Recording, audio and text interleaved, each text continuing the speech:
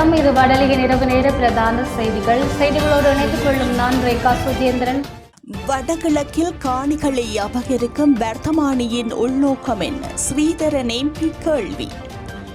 யாழ் மாநகர சபை முதல்வர் பதவி பகடிவிடும் பதவி இல்லை. ஆனால் தற்போதைய உறுப்பினர்களில் தகுதியானவரை கண்டுகொள்ள முடியவில்லை என மணிவண்ணன் பகிரங்கம். வடக்கில் எல்லா பகுதிகளிலும் தேசிய மக்கள் சக்திக்கு பிரதிநிதித்துவம் கிடைக்கப்பெற்றுள்ளது. மீன்பிடி அமைச்சர். கிளிநொச்சியில் முள்ளிவாய்க்கால் நினைவேந்தல் கஞ்சி வழங்கும் நிகழ்வு. வடக்கு கிழக்கு மாகாணங்களில் உள்ள 5700 ஏக்கருக்கும் அதிகமான தமிழர்களின் பூர்வீக நிலங்களை சுவீகரிப்பதற்காக 2025 3 28 வெளியிடப்பட்டுள்ள வர்த்தமானி அறிவித்தலின் உள்நோக்கம் என்ன என்பதை கமல் தொழில் கால்நடை வளங்கள் காணி மற்றும் நீர்ப்பாசன அமைச்சர் கேடி லால்காந்த் சபைக்கு பகிரங்கமாக அறிவிக்க வேண்டும் என பாராளுமன்ற உறுப்பினரும் இலங்கை தமிழரசு கட்சியின் பாராளுமன்ற குழு தலைவருமான சிவஞானம் ஸ்ரீதரன் தெரிவித்துள்ளார். இன்றைய தினம் நடைபெற்று வரும் சபை அமர்வில் பாராளுமன்ற நிலையியல் கட்டளை 27.2 கீழ் பாராளுமன்ற குழு தலைவராக துறைசார் அமைச்சரிடம் வாய்மொழி மூல விடைக்கான வினாக்களை முன்வைக்கும் போதே அவர் இவ்விடயம் குறித்து கேள்வி எழுப்பியுள்ளார். குறித்த வர்த்தமானி அறிவித்தல் மூலம் கோரப்பட்டுள்ள காணிகள் என்ன தேவைக்காக கோரப்பட்டுள்ளன என்பதையும் 5700 ஏக்கர் வரையான காணிகளை அவசரமாக சுவீகரிப்பதற்கான காரணம் என்ன என்பதையும் அமைச்சர் இந்த சபைக்கு அறிவிக்க வேண்டும்.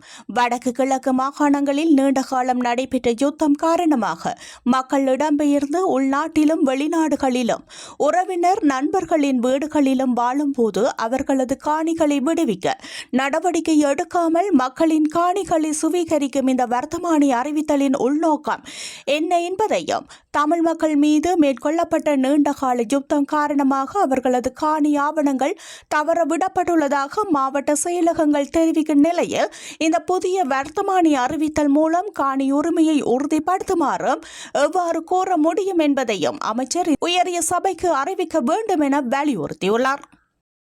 யாழ் மாநகர சபை முதல்வர் பதவி என்பது சாதாரணமான பகிடிவிடும் பதவி இல்லை.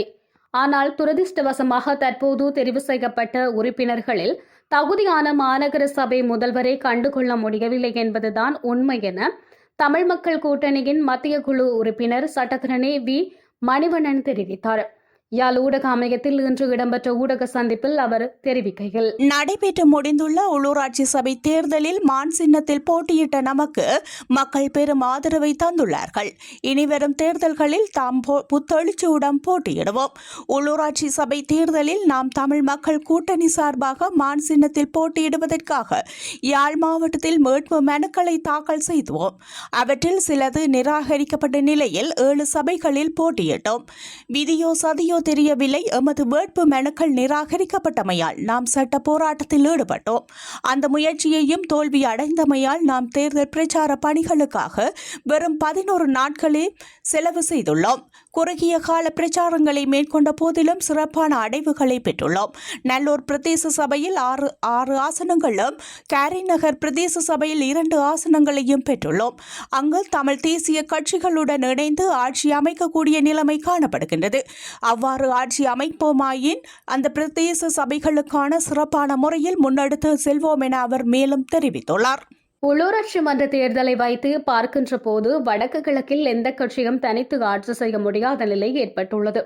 ஏற்கனவே நாங்கள் கூறியது போல் தேசியத்தை நேசிக்கும் கட்சிகளை இணைத்துக் கொண்டு ஆட்சி அமைப்போம் என வன்னி மாவட்ட பாராளுமன்ற உறுப்பினர் செல்வம் அடைக்கலநாதன் தெரிவித்துள்ளார்.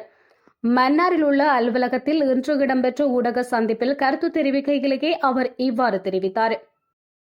நடைபெற்று முடிந்துள்ள உள்ளூராட்சி மன்ற தேர்தலில் மக்கள் வடக்கு கிழக்கில் நமக்கு ஆணை தந்துள்ளனர்.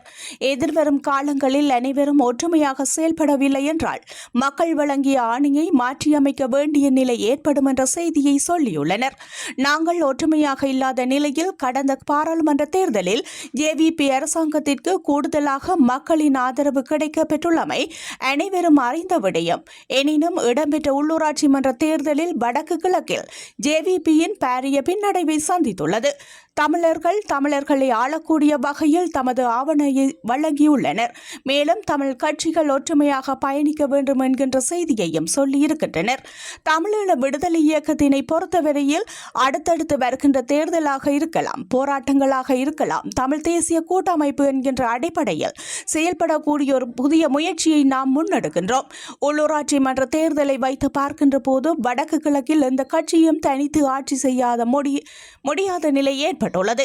ஏற்கனவே நாங்கள் கூறியது போல் தேசியத்தை நேசிக்கும் கட்சிகளை இணைத்துக் கொண்டு நாங்கள் ஆட்சி அமைப்போம். நாங்கள் தமிழரசு கட்சியுடன் கஜேந்திரகுமார் பொன்னம்பலத்தின் அணியுடனும் நாங்கள் பேசிக் கொண்டிருக்கின்றோம்.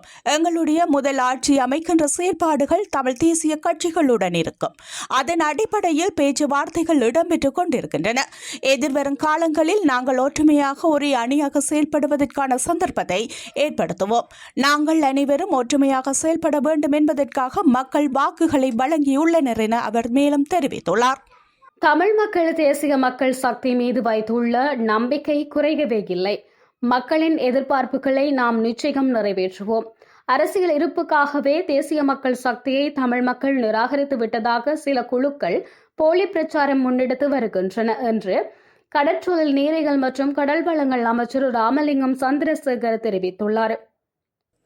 பொது தேர்தல் என்பது வேறு, உள்ளூராட்சி சபை தேர்தல் என்பது வேறு. எனவே உள்ளூராட்சி சபை தேர்தல் முடிவுகளுடன் தான் உள்ளூராட்சி சபை தேர்தலை முடிவை ஒப்பிட வேண்டும்.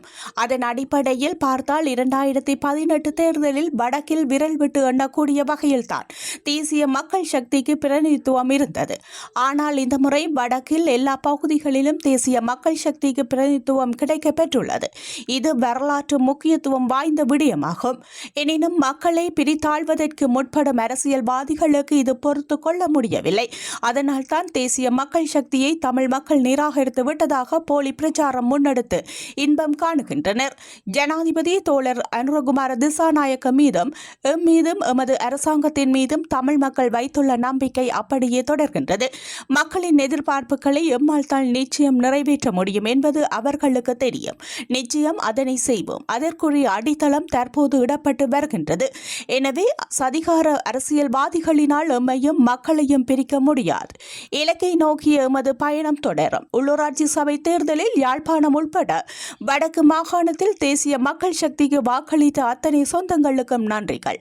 அதேபோல் வாக்களிக்காதவர்களுக்கும் எமது சேவைகள் தொடரும் என அவர் தெரிவித்துள்ளார். யாழ்ப்பாணம் புகையிரத நிலையத்தில் சுத்திகரிக்கப்பட்ட குடிநீர் வழங்குவதற்கான இயந்திரம் புனரமைத்து திறந்து வைக்கப்பட்டது. மானிப்பாய் இந்து கல்லூரியில் 72வது ஆண்டு பழைய மாணவர்களால் நடத்தப்படும் தண்ணீர் MHC 72 செயற்திட்டத்தின் திறப்பு விழா நிகழ்வின் யாழ்ப்பாண புகையிரத நிலைய பொறுப்பதிகாரி பிரதீபன், தன்னார்வ தொண்டு நிறுவனத்தினர், பொதுமக்கள் என பலரும் கலந்து கொண்டனர்.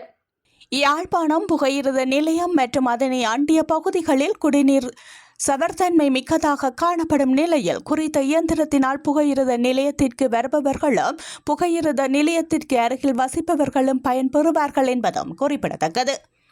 கிளிநொச்சி மத்திய பேருந்து நிலையத்தை மேலும் அபிவிருத்தி செய்து வினைத்திறனாக செயற்பட வைப்பது தொடர்பான கலந்துரையாடல் வடமாகாண ஆளுநர் தலைமையில் கிளிநொச்சி மாவட்ட செயலகத்தில் நடைபெற்றது. குறித்த கலந்துரையாடலில் மாவட்ட அரசு அதிபர் எஸ் முரளிதரன், வடமாகாண உள்ளூராட்சி அமைச்சின் செயலாளர் சோதிநாதன், மாவட்ட மேலதிக அரசு அதிபர் காணி அதிகாரி நலாஜினியின் பராஜ், வடமாகாண வீதி பயணிகள் போக்குவரத்து அதிகார சபை தலைவர் உமாகரன், பிரதேச செயலாளர், மாவட்ட உள்ளூராட்சி உதவி ஆணையாளர், கரைச்சி பிரதேச செயலாளர், வர்த்தகர்கள் என பலரும் கலந்து கொண்டிருந்தனர். கிளிநொச்சி கனகபுரம் பகுதியில் முள்ளிவாய்க்கால் நினைவேந்தல் கஞ்சி இன்றைய தினம் வழங்கப்பட்டது. 2009ஆம் ஆண்டு இறுதி யுத்தத்தில் மக்கள் துன்பப்பட்டு வறுமைப்பட்டு உணவு இல்லாமல் தவித்தனர். எத்தனையோ சிறுவர்கள் பெரியவர்கள் சொல்ல முடியாத கொடுமைக்கு ஆளானார்கள். வலிகள் நிறைந்த அந்த நேரத்தில் கஞ்சிதான் லட்சக்கணக்கான மக்களின் உயிரை காத்தது என்ற அடிப்படையில் முள்ளிவாய்க்கால் கஞ்சி நினைவை கடத்தும் வகையில் விநியோகிக்கப்பட்டமை குறிப்பிடத்தக்கது. யாழ்ப்பாணம் தாவடி பகுதியில் உள்ள ஆலயம் ஒன்றில் யானை தாக்கிய நிலையில் 4 வயது குழந்தை மற்றும் 2 பெண்களும் காயமடைந்த நிலையில் யாழ்ப்பாணம் போதனா வைத்தியசாலையில் சிகிச்சைக்காக அனுமதிக்கப்பட்டுள்ளனர். குறித்த ஆலயத்தில் திருவிழா நடைபெற்று வரும் நிலையில் திருவிழாவிற்கு யானை கொண்டு வரப்பட்டது. இதன்போது யானைக்கு மதம் பிடித்துள்ளது. இவ்வாறு மதம் பிடித்த யானை தாக்கியதில் 2 பெண்களும் 4 வயது குழந்தையும் காயமடைந்த நிலையில் யாழ்ப்பாணம் போதனா வைத்தியசாலையில் சிகிச்சை பெற்று வருகின்றனர். சம்பவம் குறித்து விசாரணைகளை சுன்னாகம் போலீசார் மேற்கொண்டு வருகின்றனர்.